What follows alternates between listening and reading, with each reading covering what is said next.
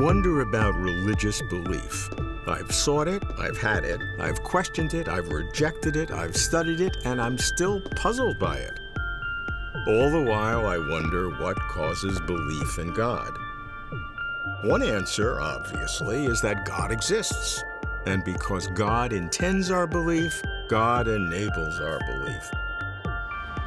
Another answer is that there is something about our brains, our minds, our evolutionary history, our social settings that builds belief in religion.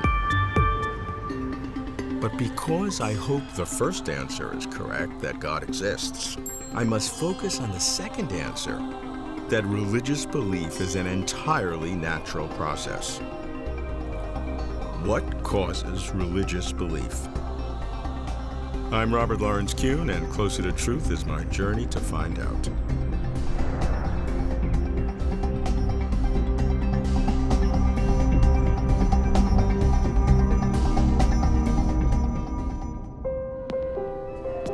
Most human beings belong to religious groups. Many devote their lives, some even sacrifice their lives for visions of things that they cannot see. I wonder about my own religious belief, unsettled as it may be. Why do I feel the need? Most human beings feel the need, seeking something beyond the physical. Friends and colleagues offer their ideas and their advice. Colin Blakemore is a brain scientist in England. Okay, so what's religion about? At its basis, it seems to have to do with a desire for explanation, I think, kind of curiosity for how the world works. In those terms, there's a lot of similarity between the drivers for science and the drivers towards religion. I mean, they're both expressions of the curiosity of human beings, wanting to know how things happen. An animal that knows how the world works is going to be more successful in that world than an animal that doesn't know how it works. There are neurological factors. Is it genetic? Has it been selected through evolutionary psychology? Yes, I mean, there are kind of sociobiological, socio-evolutionary theories for the emergence of religion, that it becomes a kind of binding force that enables people to identify their colleagues, their neighbors, their supporters. The question of how it emerges, whether the adaptive value of religion is so strong that it actually has been selected for. In other words, there might be genes that tend to make brains that construct religious big difference. beliefs. If there were, it doesn't in any sense mean that religion is, as it were, correct, because there are genes that make that Some would argue disposition. that proves that it's not correct, that it evolved for other purposes. Exactly. So you can play that. But you know, and it's very hard to pull apart behaviors, however deeply embedded they seem to be in humanity, emerging in every group and so on. Very hard to pull apart those which are derived essentially culturally, which are learnt by transmission from one generation to another, and those which are implanted in human beings because of the structure of their brain determined genetically. In a way, it doesn't really matter. Curiosity and need for explanation. What is it about these mental motivators that lead to religion? Talia Wheatley is a social neuroscientist. We know two things about the brain. One is that it likes to find patterns, even in randomness. So we know that that helps the brain try to find meaning, try to find relationships between things, maybe even when there aren't relationships. So that supports the creation of a belief system. There's also the sense that I want to feel connected. I want to feel like I'm part of something bigger. And that's actually been somewhat localized to a brain region, strangely enough, that if you stimulate the temporal lobe in some people, that you'll get this sensation that they are part of something bigger, that there may be a presence in the room, that there's a bigger plan. It has to be based in the brain, I believe. Yeah, but people who are believers say that even if they believe in God, they believe in a non-physical existence in a metaphysical sense, but they say that the fact that you've shown me all these belief systems or brain areas has no impact on my belief. That's right. Well, we can't disprove God, right? That's the classic. And it could be that the fact that I can manipulate my temporal lobe and believe that there's a presence around me that's metaphysical just could be a really nice thing that God implanted in order for me to, you know, be with him. Right. So you can never get out of that conundrum. Science can never disprove God. It's just not a falsifiable question. Religious belief as a need to create meaning, a search for meaning, makes sense. But what kinds of meaning impel religious belief? What are the psychological pathways? Justin Barrett is a developmental psychologist, a pioneer in the cognitive science of religion. So what we've been about is trying to find out, well, just what aspects of the way the human mind works seem to make religious ideas so attractive to our minds. There's been a lot of attention, in particular on the system that you might call the theory of mind system. The theory of mind system is that system that we use to understand other people's minds, to understand that they have beliefs and desires that motivate their actions. Well, of course, one of the most common features of religious system are gods of one sort or another, whether they're spirits or ancestors or cosmic deities. And those too are minds. They may not have bodies the way that we normally have bodies, but they are minds too. And so it sure looks like it's that theory of mind system that deals with person-to-person interaction that gets used in person-to-God interaction. It's as if we see certain kinds of patterns and we theorize that there's a mind behind it. Identifying social relationships and intentional beings in our environment is so important that our system fires even when the information might be inconclusive in some cases. Okay, so the unfortunate name I've put on this sort of this aspect of the system is a hypersensitive agency detection device. It's hypersensitive, arguably, in the sense that in some cases it tells us there's someone there. Not something there, but someone there. So you're at home at night in your house, and the winds are blowing, and it's sort of a spooky night, and you hear creaking on the stairs. Your mind might immediately go to who's there, instead of, oh, well, the foundation seems to be settling, causing boards to rub against each other, that kind of mechanistic explanation. But you, sort of on rethinking it, can say, no, that agency detection was mistaken. It was a little too sensitive in that situation, maybe because I was, alone and the environment was right. So in that sense, it might be hypersensitive. So how then do you generalize from the hypersensitive agency detection device that would apply to the wind on stairs to the widespread belief in gods? Under some circumstances, there are going to be certain unusual events that happen that trigger my agency detection system that says, whoa, someone's there. And maybe those events, especially if they happen repeatedly, are enough to lead to positing that there's someone out there who really is acting. But because upon further investigation I don't see bodies or they act in strange ways, they must have some special kinds of properties as well. We might call ghosts or spirits or ancestors or what you will. And so it's possible that these events then motivate the postulation of there being gods, or it might work the other way around. In some cases, people have other independent reasons for thinking there might be ghosts or spirits or gods. And then they have these, what I call HAD experiences, hypersensitive agency detection device experiences, that then encourage and reinforce those kinds of beliefs. After all, if we didn't ever detect the gods acting, it seems unlikely we would persist in believing in them. A hypersensitive agency detection device, Justin says. Is this the deep generator of religious belief? Could hypersensitivity enable superstition? Bruce Hood is a developmental psychologist at the University of Bristol. It's always been thought that religion is entirely cultural and that we're indoctrinating children. And I think there's some truth to the idea that, no child is born to be Jewish or born to be Christian. Whatever religion they adopt is what environment they're raised in. But I think it can't be entirely indoctrination. I think there must be another component, which is having a receptive mind. And I've studied the mechanisms of the way that children think. And I think that superstitions are a byproduct of what are natural ways of seeing the world. So children think about the world, conceptualize the world, try to understand it, and come up with causal models of why things happened. And generally, those models are pretty accurate, but they do lead to misconceptions. And it's those misconceptions, I think, when you look at them, can form the basis of supernatural beliefs. Well, what's an example? Well, causal determinism is assuming that if one event follows another, there's a causal relationship between them. This is Tell me an experiment.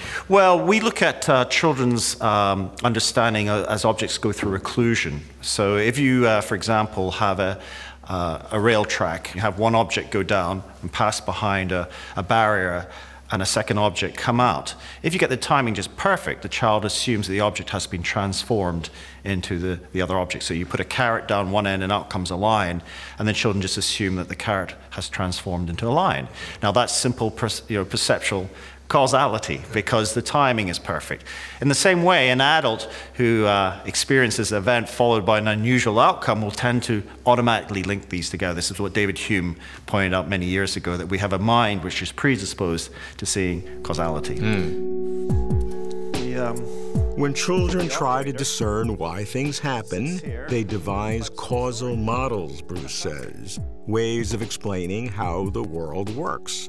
But sometimes they get these causal models wrong, misleading them, inducing superstitions. Superstitions like God. How common are false ideas that are believed to be true? I meet a pioneer in the study of misinformation and false memories, psychologist Elizabeth Loftus. In our research, we have planted whole memories into the minds of people. We can do that in a short period of time. We can do that because we are bringing a seemingly credible source to bear on the subject. But out there in the world of religious beliefs, where you are soaked in a repetition of those beliefs, you're hearing them from lots of other people, people all around you are believing them, it's no wonder that you can indoctrinate people with these beliefs, even if they don't make very much sense. Now, are we fair to compare the two? Because on the one hand, you are implanting memories of the past. In belief systems, what is being implanted is a belief about something that maybe I haven't seen, but I now believe to be true. So those are different kinds of things. Frankly, I think those beliefs about the world are probably easier to change. If I can do this and affect one individual mind and make you believe you actually had the experience, it's going to be more of a piece of cake to change your attitudes. Planting whole false memories into the minds of people? Could this be a mental open door through which religion can rush? But there's more to religious belief than memories or ideas. For many, religious experience is essential. What happens in the brain during religious experience? Warren Brown is a physiological psychologist and a believer in God. Yeah, the neuroscience of religion has a lot of prominence. What has really sort of accelerated the field over the last 10 or 15 years is the ability to do various kind of brain scans while a person is engaged in some religious activity or having some kind of a religious experience. What areas of the brain are more active than other areas? And in this case, they had Buddhist monks meditating and Catholic nuns meditating. And at a point in time, they reached a state of oneness or depth of meditation. They would press a little button, and they had an IV in, and they would shoot a tracer into the veins and then run the person to a scanner, and they would find in this situation, the frontal lobes would be highly active, and the right parietal lobe, for example, would be not very active. It would be rather quiescent. So you had this pattern of activity that seemed to be associated with religious experiences. Well, there are a lot of kinds of religious experiences. So if you do same kinds of research with other sorts of experiences or other persons, you get different patterns. Well, that's sort of natural because Yeah. whatever your experience is, it's just a normal human experience, and human experiences are expressed in the brain. So, Yeah. one can argue that Yeah. this is much to do about nothing. Yeah. Well, but there was kind of this assumption, I think, early on in the field that religious experiences were of one type. One thing was a religious experience, and therefore, if you can do a study on a religious experience, every other religious experience is going to look like that. In fact, they don't. They're very varied depending on the context and the experience of the person at the time. So, what is your feeling about the whole project in terms of allowing us to understand religion and religious belief systems better? I don't think they're telling us anything necessarily unique about religiousness. So the idea that there is a neurotheology or we are doing neurotheology, I just don't think makes any sense whatsoever. Sure, Warren says, the brain is active during religious experiences, but the brain is active during all experiences. Has the brain-belief nexus reached its limit in explaining religious belief? I like the personal individual motivators, such as need for explanation and meaning, and the role of error, like superstitions and false beliefs. But religious belief is so potent, there must also be social group motivators. Jared Diamond is a physiologist, ecologist, and geographer, the author of Guns, Germs, and Steel. There are instead at least half a dozen powers of religious beliefs, and among those half a dozen, several of those are political. One of those political functions is to justify obedience to kings and priests and emperors. You need something special to enable a large society where you encounter strangers to function. Religion plays an essential role. Religion offers a moral code which says how you're supposed to behave. There are like 10 commandments. Every religion has its commandments, which include thou shalt not kill a stranger. But under circumstances, thou shalt kill if you've gone to war with those people over there. Religion says, yes, you should kill those jerks because they are non-believers, they don't have the true religion. So religion in the last 5,000 years has acquired some new social political functions, namely obey the king, don't kill strangers, but yes, do kill strangers if they believe in the wrong religion. Comes from the obedience that religion... So religious belief arises as the product of the interaction among social, political, and personal individual drives. Yes, but what about the concept of religious belief itself? John Schellenberg is a philosopher of religion. You can distinguish between believing that, where you're talking about some proposition like the proposition that there is a God. So I believe that there is a God. All right, now I'm a religious believer, you might say. But this is still something that is primarily cognitive or intellectual, and in fact you might hold such a belief without being a religious person. To really understand the power of religious belief, you need to introduce another sort of belief, which philosophers distinguish as believing in. Think about believing in your friend, or believing in your guide dog if you're a blind person. This means more than just believing that your friend exists. It means having a certain affective relation to them, that is an emotional, a feeling-based sort of an attitude towards the thing that is believed in.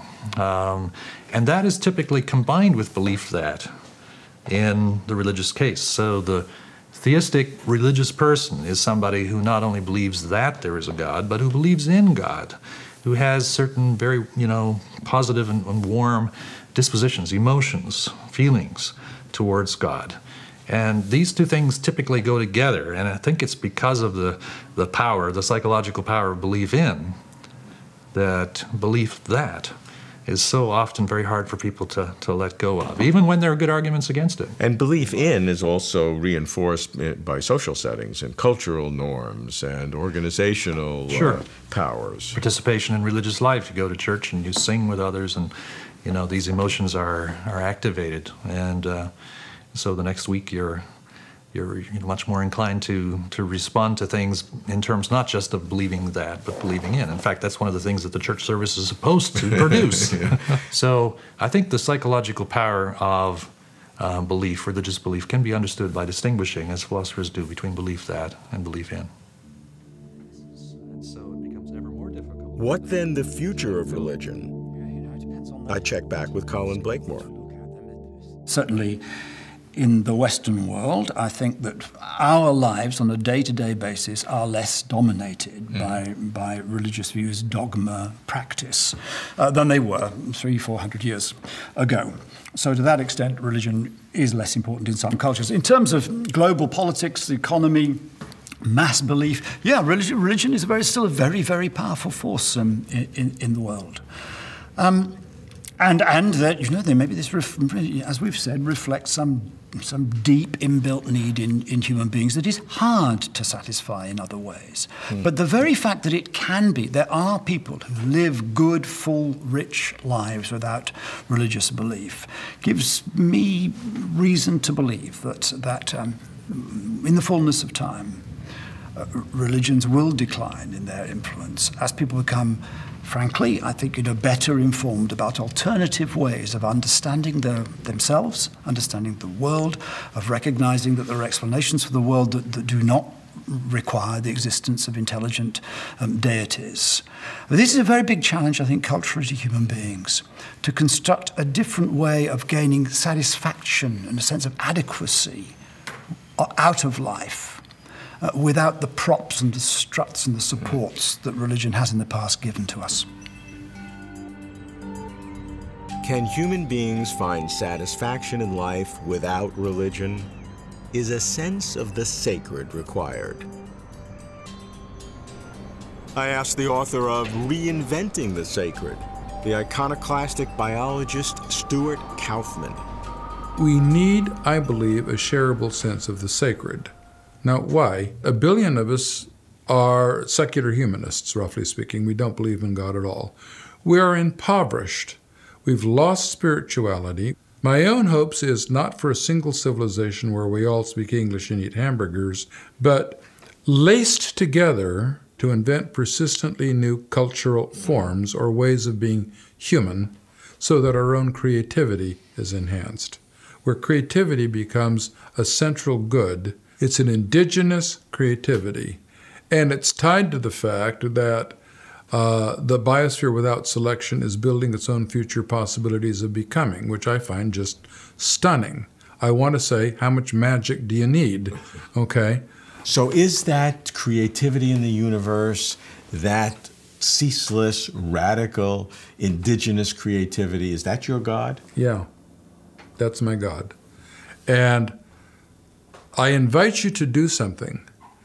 Go into a forest by yourself with some animals and some plants and some bacteria and stuff, and look around and say, all that's happened is that for the past 3.5 billion years, the sun's been shining, there's been a few other sources of free energy, and all this stuff came to exist with nobody in charge.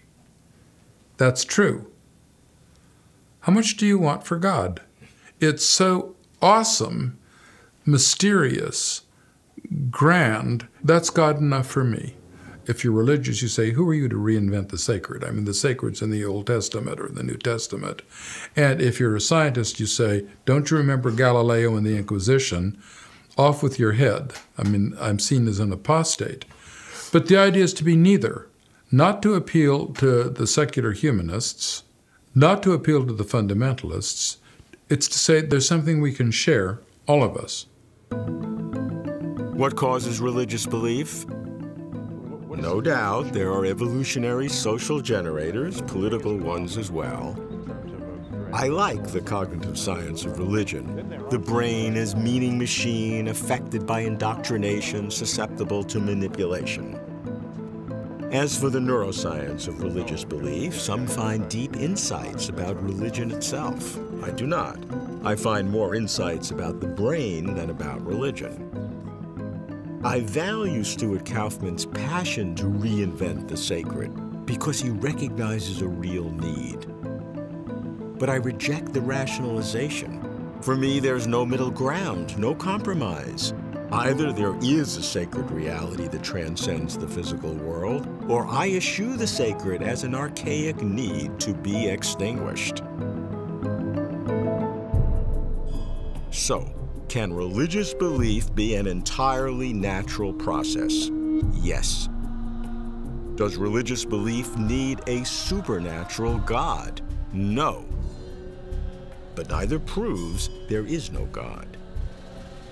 I guess I'm a believe that kind of person, though I'd like to believe in. But the more I want God to be real, the more I view religion as natural. Is that a paradox? Getting closer to truth.